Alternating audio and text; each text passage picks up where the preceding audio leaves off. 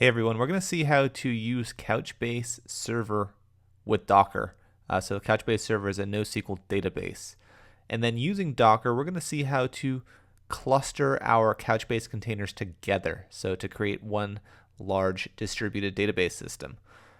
So as of right now, I do have Docker for Mac installed. I encourage you to install Docker for Linux or Docker for Windows as well. If you're using Docker Toolbox, things will be a little different, so I won't be going over Docker Toolbox. That's for older versions of Windows and Mac. We're going to be focusing strictly on the latest and greatest, which is in my case Docker for Mac, or the other being Docker for Windows. So with that said, it is installed. What you want to do is you want to go and type in Docker pull Couchbase. So I've already pulled this image. This is the official Couchbase Docker image. It'll download it when you run this command, and depending on your internet connection, it may take a little bit of time. But like I said, I already have this installed, so we'll be using it as the basis of this example. So the first thing that we want to do is we want to just walk through the Couchbase installation process manually using Docker. So what we can say is we can say Docker run. We want to run it in detached mode. We want to map our ports, so we want 8091 through 8093, and that's going to be mapped equally between the two. And then we want to give it a name, so we want to give our container a custom name. Let's go ahead and call it Couchbase, and then we want to use the Couchbase Docker image, and then we can hit enter. So did start a container, that's the hash. We can confirm that it's running by typing docker ps. And if I expand my terminal window a little bit, you can see that I do have one container running, and its name is in fact Couchbase, and it's using the Couchbase image. So let's go ahead and open it in our web browser now. So I'll go to my web browser and I'll type in localhost, and that's on 8091, because those are the ports that we just mapped. As of right now, we are using Couchbase 4.6.1, and it is Enterprise Edition. There are different versions of the Docker image available. Just go ahead and pick one that meets your needs. Click Setup, at which point we'll have to define how we want to configure our container. So I don't want to give it all of this spec, so let's go ahead and I'm going to give it a RAM quote of 1024. I'm going to say I want to have the index and query service. I'm not going to have the full text search service. I'm going to say I'm going to use standard global secondary indexes, and I'm going to leave everything else as the default, and click next. Now you can choose various sample buckets with massive amounts of data to play around with. For this example, we don't need them, so I'm going to click next.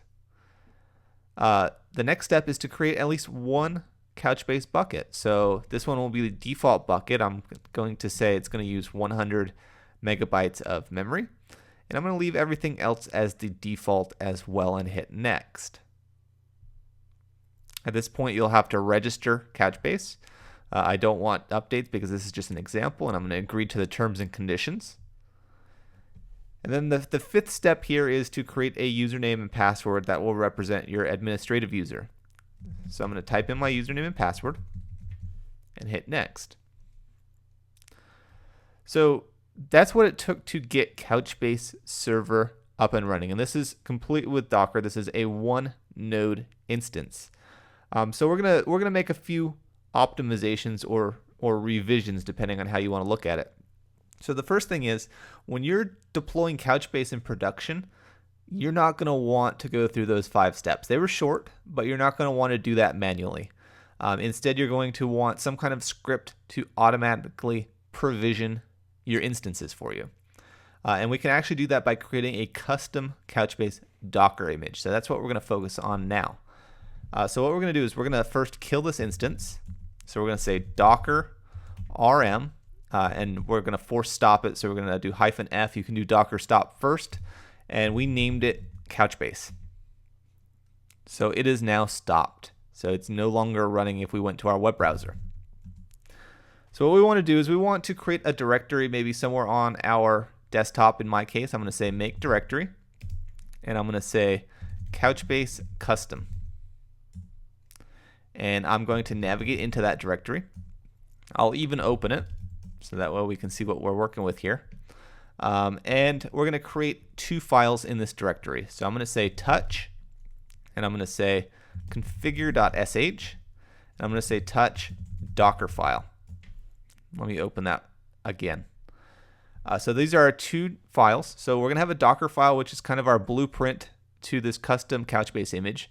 And then we're going to have a configure script, which the Docker file will run to provision our instance. So that way we don't have to go through those steps.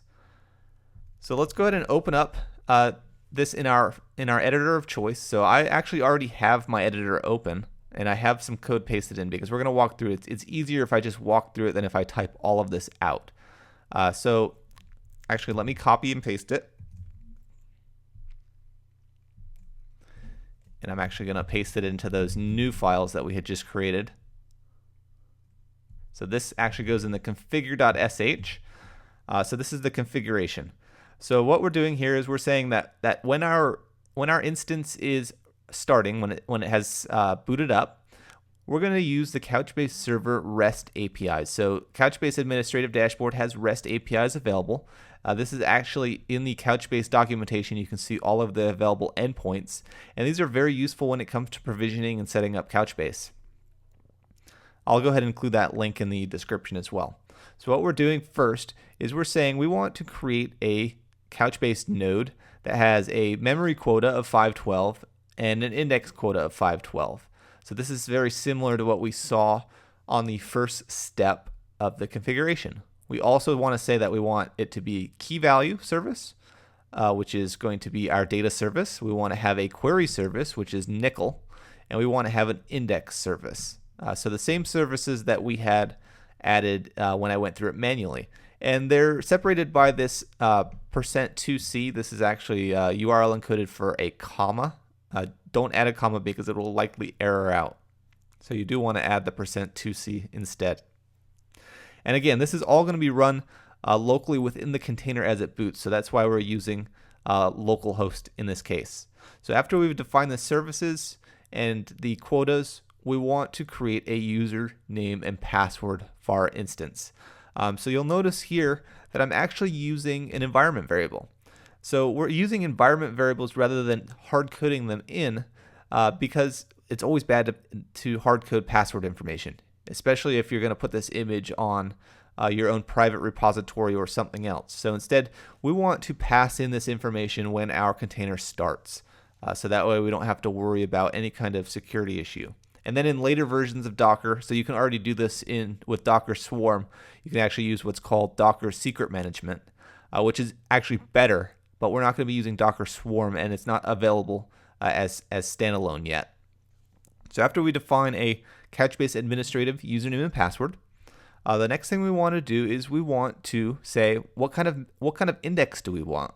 So we're going to choose memory optimized. I know in the previous example I used standard global secondary indexes. We're providing the username and password of the node. And then finally, we're creating that one bucket. So again, we're passing in an environment variable of the bucket name that we want to use. We're saying it's a Couchbase bucket. We're giving it all of this information that we would have when we went through it manually. And we're even saying, hey, if there's a password, let's go ahead and use that password. I didn't of course add a password to this particular bucket, but you could have if you wanted to. So this is the configuration script. So now what we want to do is we want to look at the blueprint of this custom image. So we're going to say inside of our Docker file, we're going to say from Couchbase. So Couchbase being the official Docker image that we had previously downloaded. That's the base of our image. We want to say copy configure.sh. So we want to copy that configure.sh script into our container when we build it. So we're going to say opt, and we're going to say Couchbase. So it's going to copy it to that directory. And then at runtime, so cmd means runtime. This is a runtime command, not a build time. We're going to say opt Couchbase configure.sh. So we're going to run that script when it boots. And we can actually save it. So with that done, let's go ahead and build that custom image. So going back into our terminal here, I'll actually just shrink it down a bit.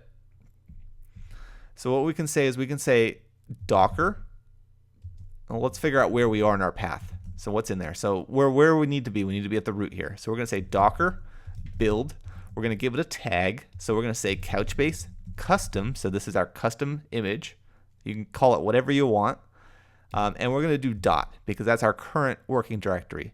If you wanted to, you could provide the path to your Docker file, but we're in that path already. So we're going to hit enter. So you can see what it just did. So I'm going to clear it. And now we're going to worry about launching our container with that new image. And we're going to watch how it provisions it automatically. So what we're going to type in, we're going to say the following. We're going to say docker run in detached mode. We're going to say -p 8091 to 8093. So just like we did so far. But this time we're going to do things a little different. So we're going to pass in environment variables. And I already made an error here, 8091 to 8093. So we're going to pass in our environment variables. So the first environment variable is Couchbase administrator username equals administrator. We're going to say E, and it's going to be Couchbase, and I misspelled it, administrator password, and that's going to be, I'll just say password. We're going to do E, and we're going to do Couchbase bucket, let's say default E, and I actually did make an error. I know that now. So I just realized that I had added a $sign. We don't want a $sign on these. I think that was the only place I put it. So E Couchbase bucket password equals. So we're going to leave that as blank. What we're also going to do for the long term here is we're actually going to define a network that this instance runs off of, because long term we want to be able to cluster these instances together. And if we don't define a network, we risk the possibility that each one of these ends up on a different Docker network, which isn't a bad thing. They just won't be able to communicate to each other via their host names. So what we're going to say is we're going to say network, so that's -- network equals docker _ default. So we're going to use that network. Then we're going to define a name. So the name, in case you didn't know this, the name is actually going to be the host name of our container as well. And this is what we're going to use when it comes to linking them together. So let's do -- name, and we're going to say Couchbase 1. And we're going to use our custom image, which is called Couchbase custom. So in theory, if this all went well, it should work out. So we're going to hit enter. Docker default does not exist. So let's figure out what our networks are. So let's go ahead and type in Docker network, and we're going to type in ls. So these are our available Docker networks as far as drivers go. So let's see if we can do the following. We're going to go up and use the same command.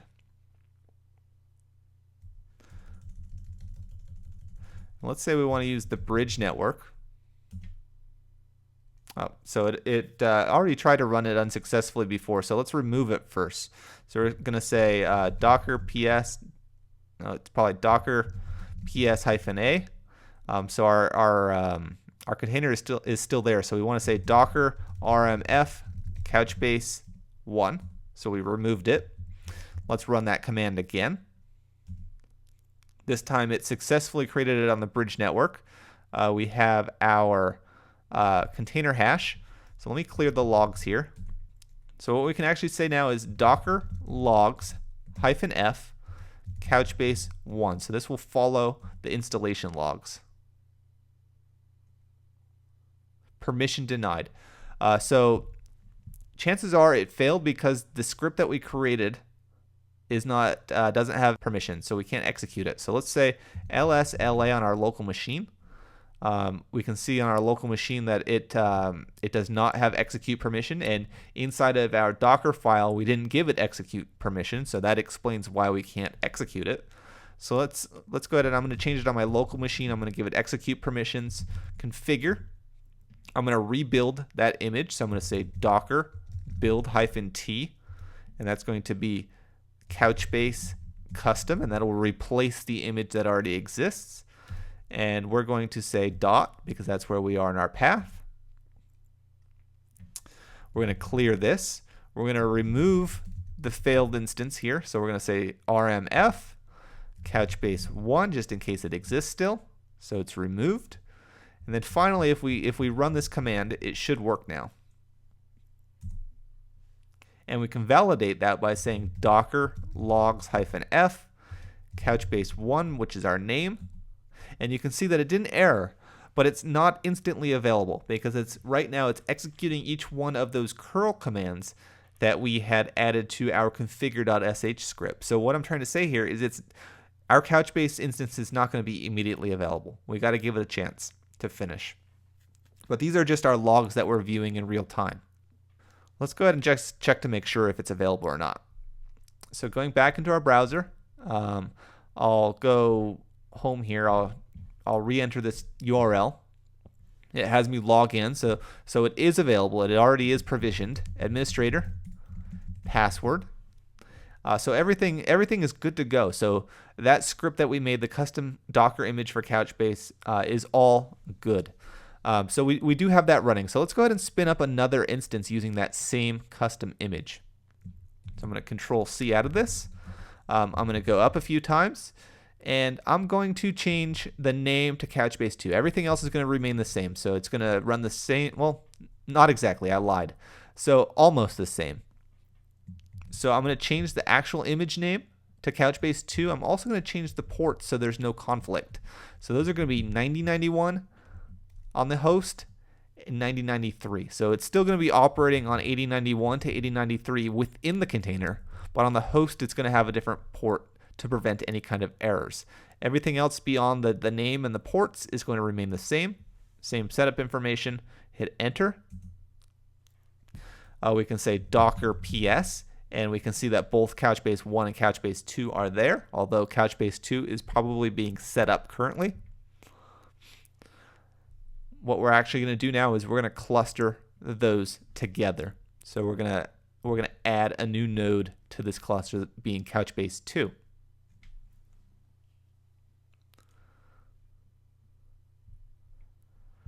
So let's go ahead and clear this. We can actually say docker inspect. This should work. Couchbase 2. So it gives us information about that container. What we're looking for is this IP address. So we can't add nodes based on localhost. It doesn't work that way.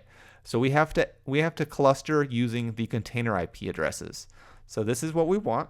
I'm going to copy it. I'm going to go back into our dashboard here. You can see that this current container, the old one on 8091, is .2 rather than .3. We're going to say add server. I'm going to provide the new node IP address. I'm going to add the password, and I'm going to add server.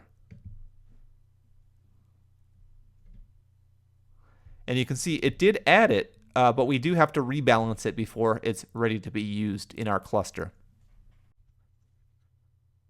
So it may take a variable amount of time depending on what kind of data you have in your container or your Couchbase node, but it should add it to the cluster, at which point you should have a 2-node cluster going on. So that's not the only way to add nodes to a cluster. This is the graphical way.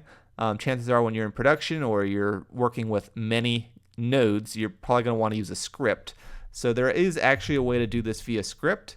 But before we do that, let's go ahead and spin up yet another node. So this will be 3. I'm going to change the ports. Hopefully there's no conflicting ports here, but I'm going to say 7091 and 7093. I don't know if anything operates on those ports already, but I'm going to spin it up. It looks good.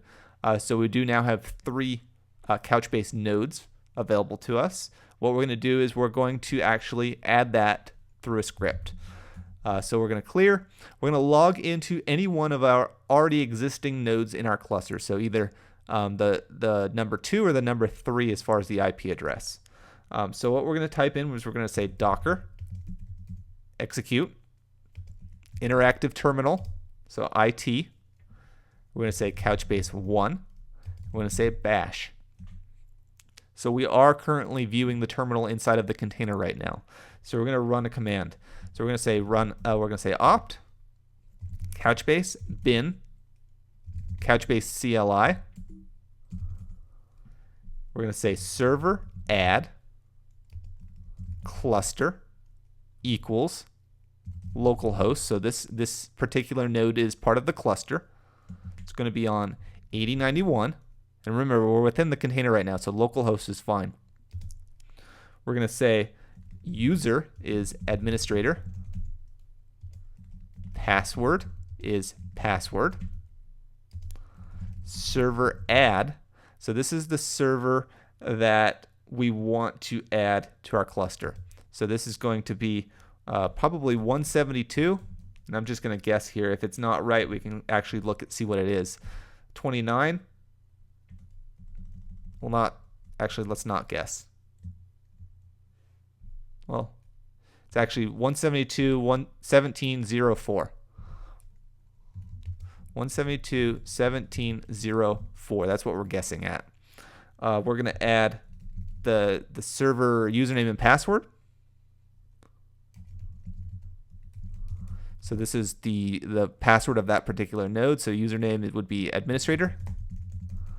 And then server add password is going to be password. And then in theory, hopefully this works.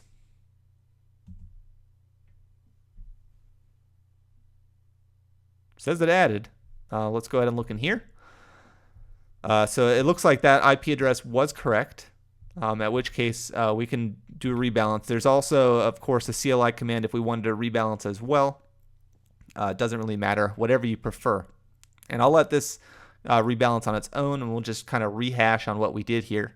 But what we did is first we saw how to run through the Couchbase installation process, or the configuration process, I should say, manually using the base official Couchbase Docker image. And then we used that base to create our own custom Docker image.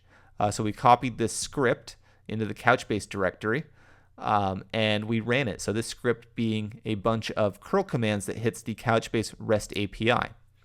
After we did that, we spun up a few nodes using environment variables to represent passing in non-hard-coded values. We added those nodes to the cluster via the UI as well as through the command line. So we saw quite a bit here. And it's kind of the same rules will apply no matter what happens. You definitely want to probably script it rather than trying to do your clustering within a runtime script via the image. But that's totally up to you and based on your needs as well.